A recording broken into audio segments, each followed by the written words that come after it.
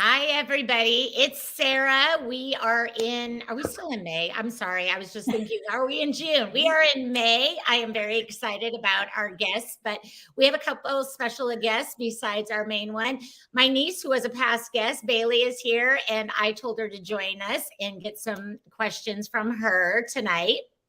And I'm Tara, but before I toss it over, we need to make sure that we say happy birthday! Happy birthday to Amy. Thank you guys for the happy birthday Happy splash. birthday, Amy. Yes.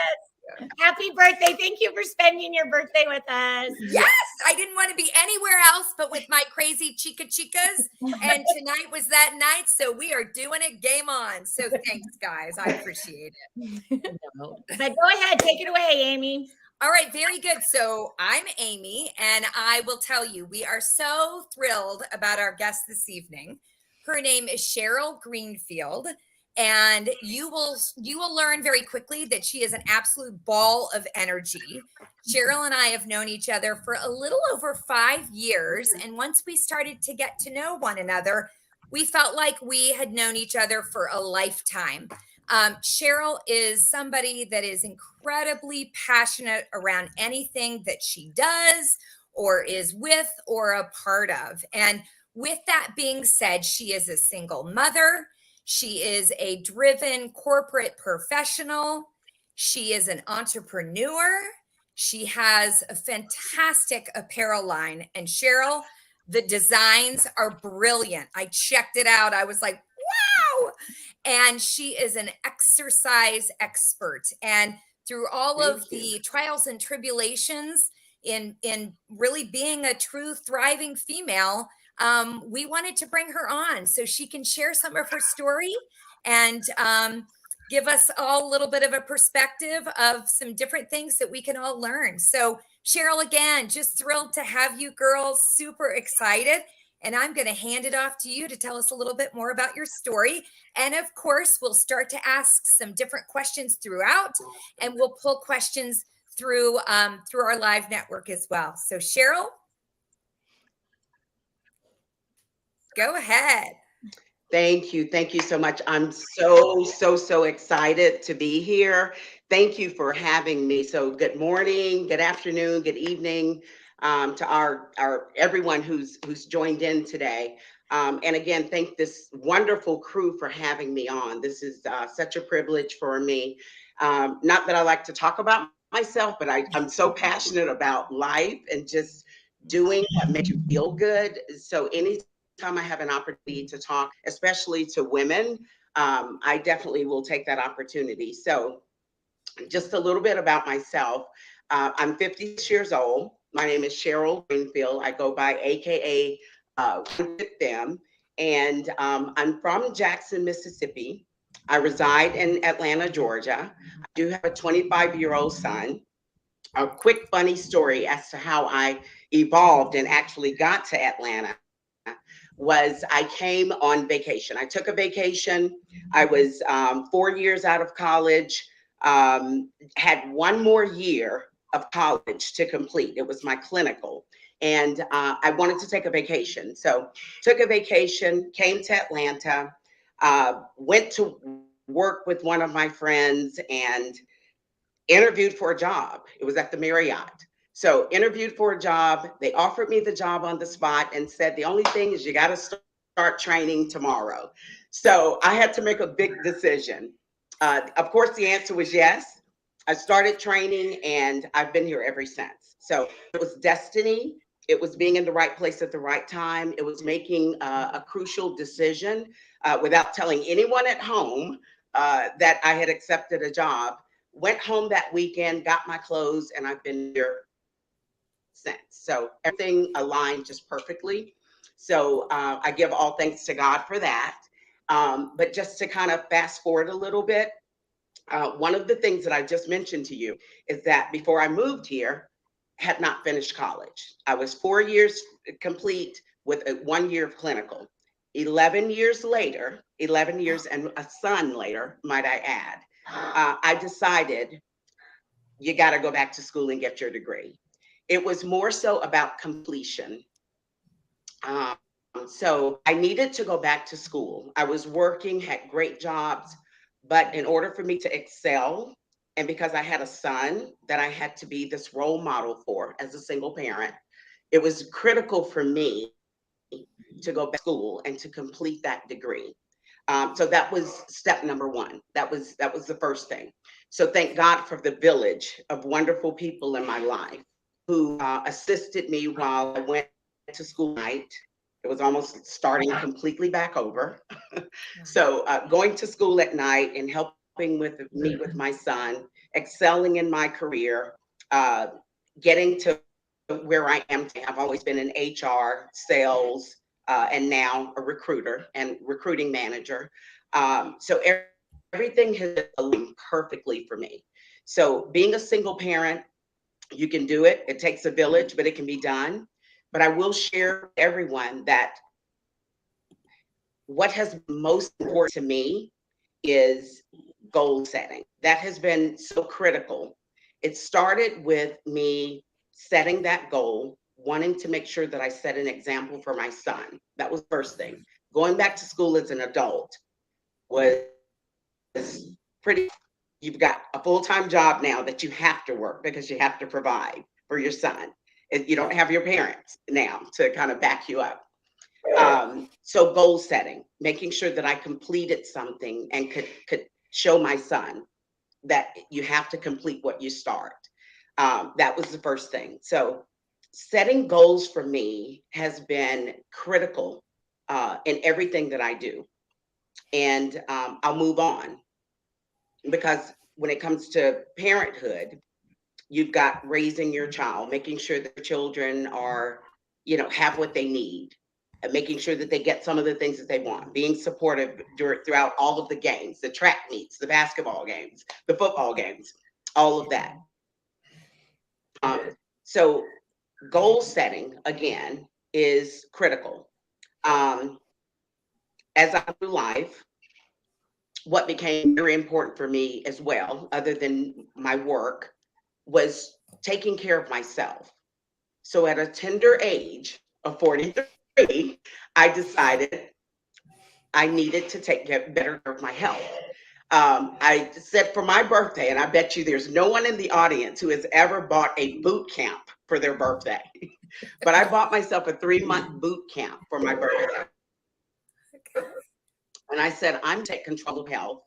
It wasn't that I was in bad health, but it was like I wanted to do something special for myself. So I joined a boot camp. There again, I've got all of these wonderful people who have mind. They want to take care of themselves. Accountability. It gave me, I had to be there because they were waiting for me, right? So 4:30 in the morning, I would wake up. 5 o'clock, I'd meet my crew. We go running. We burpees. Oh my God, you guys know the drill if you're in the gym, right? So all of this wonderful stuff, it was goal setting. It got me disciplined. Who's laughing about burpees? Okay. So goal setting. They're never anything to Making laugh sure about. that I'm taking care of my heart, my mind. I know, right? So that was the next really big goal for me, just making sure I was taking care of my mind and my body and my health so that I could be around for my son and for my grandkids whenever they come, right? So funny about that is that when you start setting goals and you're meeting people and you're doing things, it opens up so many additional doors for you. So one of the things that happened during this boot camp situation is that I got invited to a bodybuilding show. Went to the bodybuilding show, watched my friend get a Best Transformation Award, but I was so intrigued by the bodies on the stage. Everyone was shredded, they were ripped up. There was a 65-year-old woman on the stage who was just cut up. I'm like, oh, I want to do that. And I'm going to do the goal. I set that goal. The next year, I got on stage and I won the contest. And that just set the stage for me. That was at 40, 43, 44. And then I started competing. So fast forward, for 6 years after that, I competed, changed divisions. And then finally, I got that pro card.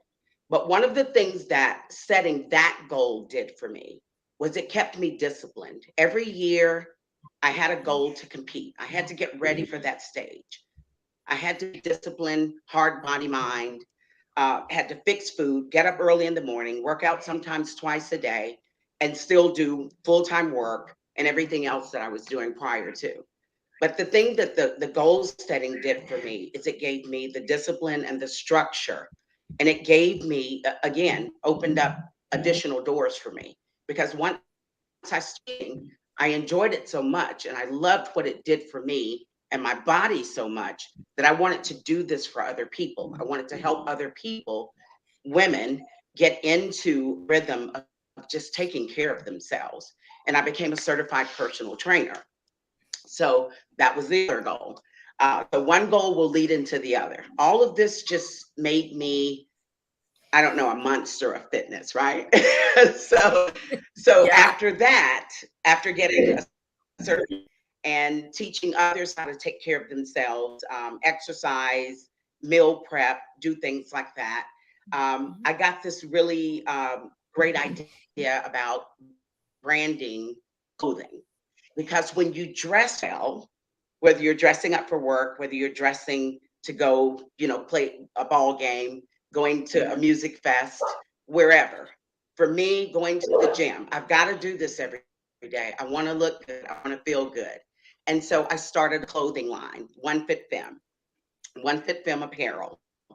So that clothing line is an online store for women. Stunning. Stunning. And you can go online. You can go online and purchase gym apparel as well as swimwear. But that was another goal that I set. I actually, this Saturday, I will be attending my first and having my first vendor booth at a bodybuilding show, which is something that I'd like to continue to do. So I'm saying this to say more so that goal setting has been critical for me.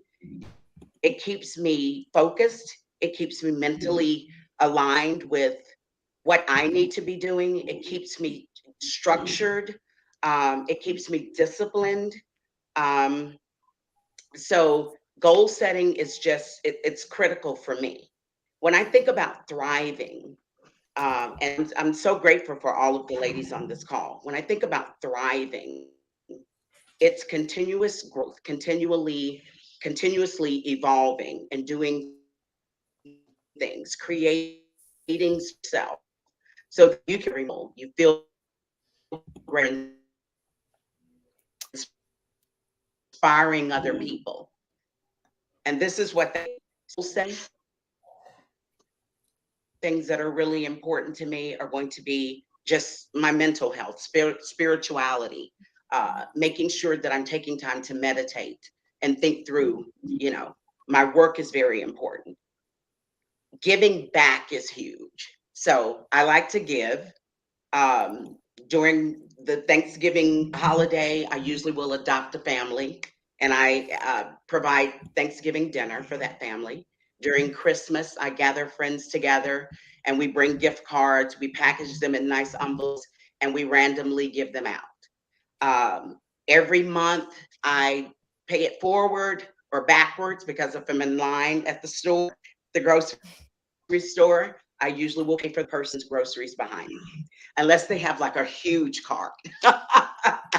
But I love giving. Where I can give, I think we can all give, and it makes me feel good. So feeling good, looking good, giving back, being the best that you can be. Those are things that thriving is all about for me. So again, I thank everyone for having me here today because I love talking about giving, goal setting, being the best that you can be at any age. So I'm 56, but I'm just living, just starting. So questions from anyone? Yeah. So Cheryl, keeping yourself grounded, just like you highlighted, is exactly who you are. And you're right, with goals and objectives and and things that we are looking at and striving toward, obviously accomplishments begin to transpire when all of that comes together. And you've given us some great kind of tips and your story. And Sarah, questions? Oh, I got a few. I have to hold it all in all the time. So I do need to point out, I think you you said 56, right? Yeah, that's nuts. I am 56, but I promise you, I feel like I'm like 35 or something like that. Amazing. I really Hey. do. My niece just said, yeah, that's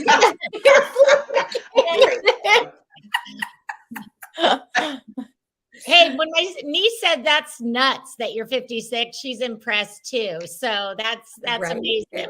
But I love the fact that you do give forward and helping others Awesome. do great things.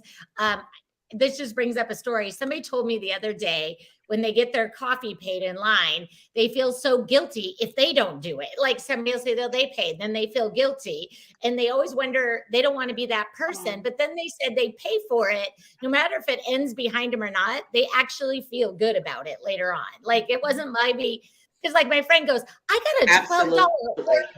Like she got a $12 order and her coffee would have been $4. But she said, I kind of was thinking, what the heck? But then she felt good about it later. So I think that's a really good thing that you brought up. And what is something, there's probably a lot of moms out there, especially that probably started on a path back in school, maybe got halfway through school, maybe got their degree, but didn't get their master's. And kids come along. Kids can change the whole ball game. And maybe they didn't have that little spark that you had, like, I have to complete the goal, but it's always in the back of their head. What are some suggestions that you want to give to people out there that maybe they're not getting that, oh, I need that completion, but it's always a nagging in the back of their head? What's something you can give them, like tips on like how to think through that? So one of my sure. One of my names was my mom. Now my mom was all in my ear too, but she wasn't the one. You have to understand. And I had this conversation with a friend of mine who is encouraging her daughter to go to school, who's kind of skipped, gotten off path a little bit. And I say that because I've done it. And I shared my story with her as well. Sometimes we get off path. But I feel that it is something that you have to want for yourself. It is something that I wanted for myself. It's just that being out of the game for 11 years, it was like, I've got all of this other stuff. I've got life on. How do I go back? And it does take a really strong support system because I was going to school at night, right? And so someone had to care for my little one while I was in school at night. And that's the hard part. But we have online school now. So there's really no excuse. You can go to class while the kids sleep. So it has to be something that you really want. That's the key. You have to really want that. But that's a good point you brought up. And I say go for it. Yeah, no, the one thing that you brought up now is that online schooling has helped tremendously for moms, stay-at-home moms, or even people that have careers to be able to pick it up at night. Big game changer for sure, right? Exactly. As we all try and just balance so many balls in the air. Yes. Yeah. Cheryl, what does tomorrow Well, look the thing like? is There's a delay. Cheryl, what there's does a tomorrow delay. look like for me? Oh, there we go. What does Can you hear me next okay? year? Next year look like? That's a great question. So first of all, you asked what does tomorrow look like? Tomorrow for me is package all of my clothing because I have a vendor booth to run on Saturday. But I am not finished. Let me tell you what next year looks like for me. So I am in the process, and I'll give you, this is sort of a secret, but I'll share it with you. So one of the things I'm really passionate about, I love to lean back on fitness with everything. So during the time that I was competing, you should have seen my kitchen sink. it was full of plastic, just full of, eating, throwing the plastic in, and by the end of the day, one person, I had a sink full of dishes from eating 6 meals a day. And so I've come up with a product that is being paid right now that will eliminate some of that. So stay tuned for that. I still have things going on, and hopefully next year I will be able to launch the product that I'm working on right now. But I am constantly thinking. I'm also in the middle of growth, so I'm constantly thinking help our make things easier. Um, Always do something. Uh, I ask my friends all the time, and I with them, what have you done today? What are you doing? A productive day. Productive. Oh, I said that 3 times without missing. So being productive to me is creating something, making energies to do something that's going to be delightful in the end for you. So keeping busy, but not being busy, just being busy, being productive while being busy. So I have a lot of things that are going on. Stay tuned. With the food thing, I feel like being active and eating go very hand in hand to be fit. So what would you recommend? Like, what does the meal plan need to look like? Because especially girls at my age getting into fitness and wanting to be fit, sometimes they take eating out of the picture to be skinny. So how do you balance meals, and how important is meals and protein for girls trying to become fit?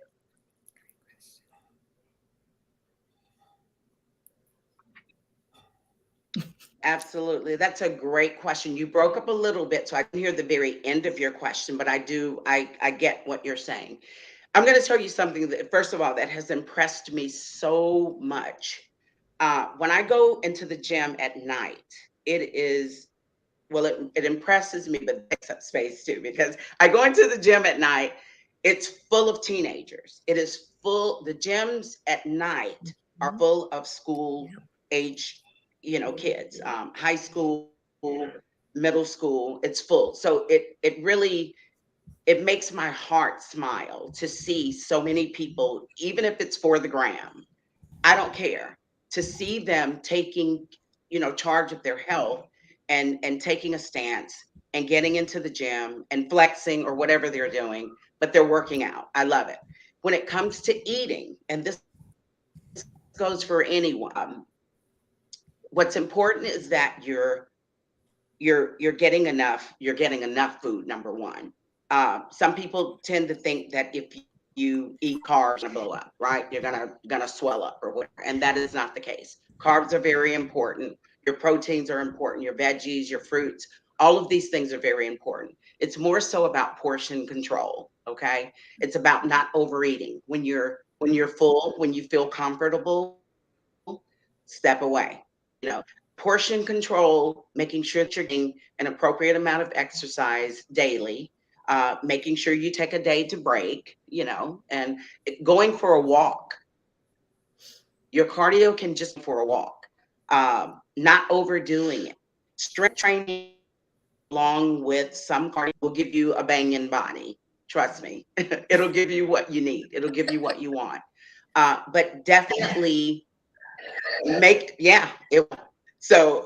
definitely taking time to some strength training along with your cardio. Just having a balanced plan. If you're totally unsure of what to do, there's so much out on the internet. I don't usually tell people to really just go to the internet, but there's a lot of really good plans. Or invest in a personal trainer if you like. That's very helpful. Invest in a personal trainer. More than anything, just invest in your health. Take care of yourself so that you can thrive, so you can flourish. I like traveling. I didn't bring that up. I love to travel, love to travel. And there's nothing like, sometimes nothing like getting a nice, firm body ready for whatever, right? And the goal is to take care of yourself, no matter what size, no matter what. Just take good care of your heart. Take good care of yourself so that you can thrive. Cheryl, one of the other things I want to recognize, and I've owned a gym and been in fitness forever. And one of my friends, Lindsay, if she's watching, she literally just sent me a text about getting into bodybuilding, as it is a commitment. And she has reached out to this trainer. She's very excited, but she does have a little girl going into kindergarten, and her husband travels a lot. So she's like going to do the whole single mom thing. But I want to give you kudos, because it is a huge commitment to go to that level. I've had other friends that have done it, and that's one of the things she's psyching herself up to do. And there might be other women that have gotten into shape and might want to make that, jump to the bodybuilding.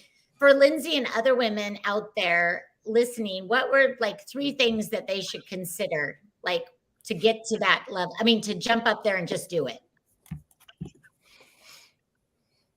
Absolutely. Thank you for the question, because I do feel like a lot of people think they can't do it because of the kids, because of the husband, because of the strictness. Oh, I can't do it. I can't. First of all, you can't say I can't. If it's something you want to do, you can do it. If it comes to your mind, you can do it. There are a lot of gyms that have daycare, so you'll need to schedule your time at the gym during the times that your child can be watched, or what's really important is getting that support system in place. I'm sure that Lindsay has some wonderful friends who'll be more than happy to watch her little one. Another thing is, during my training time, or time that I was competing, I made sure that I was a member of a gym that was open 24/7. So that's another thing that she can consider when her husband is home, or when she does have someone there. She can go maybe 4 o'clock in the morning, or go very late at night when the baby's sleeping. Not leave the baby home by himself, but when someone's there, of course. No bad parenting. There's so many different ways. There's so many different ways that happen. It is a commitment. I have to say that it's a huge commitment. I was fixing 3 different meals in my household at one time, because my meals did not look like everyone else's meals. And I did it with a smile, and with abs, you know what I'm saying? I had those abs banging. So yeah, it's a huge commitment, but it can be done if you really want to do it. Right. Yeah. Oh yeah. Yeah. Sacrifice. Exactly. That's a good point that I want to bring up, Cheryl, is a lot of people really don't understand that commitment. What would you say in a week you were in the gym? Because it's not that 1 hour visit. I mean, you guys, you do a lot of food prep. Like, what was your week like when you were actually full on? Because are you doing competition still? Oh my God. No, I'm not competing now. I did receive my pro card in 2019, and I competed 2 more shows after that. And I'll share with you really quickly, the reason why I stopped competing is because the passion wasn't as strong. I realized that my passion for competing, I met that goal. And so that my passion for competing wasn't as strong. I knew that, because number one, I was now the caboose. I wasn't number 1 anymore. I wasn't the top 5 anymore. I was the very caboose. And that said a lot to me. And I was very realistic, very transparent. If I was ending up at the very end, not placing at all, and at the very end, I was not as committed to doing what I needed to do. So I years, and it's okay. I met my goal, and I had to ask myself, Cheryl, what is it that you want now? Are you really trying to get to Olympia stage, or are you just doing this? Part of it was me doing it because it kept me on track. It kept me disciplined every year. So the discipline, and my week, oh my goodness, a week. I got up at 4 o'clock in the morning, 4:30 in the morning, and got to the gym to train. Some nights I would go back at because it depends. If my workout schedule says to do this, that, this, and that, all of that needed to be done. And then I may not have had time to complete my cardio. So I need to go back at night and complete that cardio, or go lunch break and complete that cardio. There's that schedule for you to do that day. You need to get it done. No ifs, ands, or buts. You make time for it. And that's just it. So not only that, I was prepping meals, not only for the family that was in the home, but prepping my own meals separate. So prepping meals twice a week, had the kitchen on lockdown, had my music going, headstrong, and prepping meals. Working, you've got to get your work in. Your work is your work. That's how you're paying your bills, right? And so, to be honest, there was very little time for anything else. There was very little time for hanging out with friends. A lot of no's, a lot of telling my friends and family, no, I can't do that. No, I can't go there. I won't be able to make this, So a lot of that. So it was the commitment. It was what I really wanted. And I did get the support. You can lose some friends too. People think you're just too into that. You get a little backlash. But your goal is your goal. That's your goal, and it's your journey. So you stick to it. Cheryl, out of all the things that you've done in terms of the corporate space, of your exercise expertise, of developing a brand line, being a single mother, what would you say is the number one thing that you're most proud of? Number one thing that you're most proud of. What is that for you, Cheryl? Ooh, oh my goodness. The number one thing, I have to say, my human, the human that I created. I'm most proud of my son. I'm just extremely, that I can't put anything before that. He's my human. And I'm so proud of my son and who he's become. And you only gave me one, so that's my answer. I love it. A brilliant answer at that. I know. And I think that's the beautiful way to wrap up tonight, I think, is that you've talked so much about all that you've accomplished, and you did that with a little human by your side who was, I'm sure, your biggest cheerleader. And you shared so much about goal setting and hitting those goals and how they keep evolving and changing, and that's okay. I think that's a good lesson that I'm walking away from tonight with you, is that your goals can change and that it's okay to change with your goals. But Cheryl, thank you so much for joining us tonight. It's been so inspiring to hear your story and also to share your pictures, because they are looking really great. Right? Wowza. Yeah. Thank you.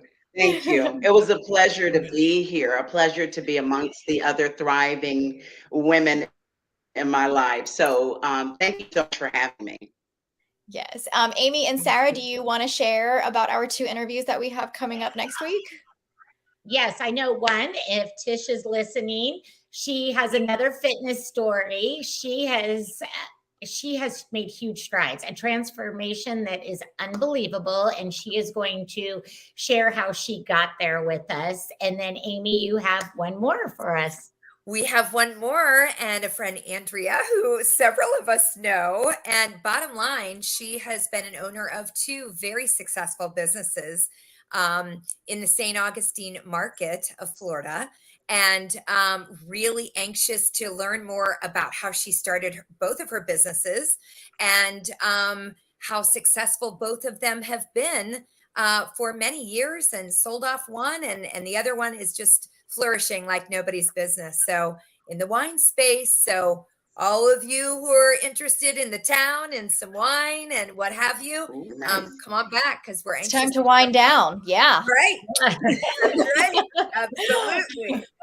Well, Tuesday, May 30th, Wednesday, May 31st, Awesome. we are closing up the month of May with 2 really great interviews. Both are at 7 p.m., both nights. And then we'll be looking for some June schedules. So thank you all so much. I hope you have a wonderful evening. Thank you.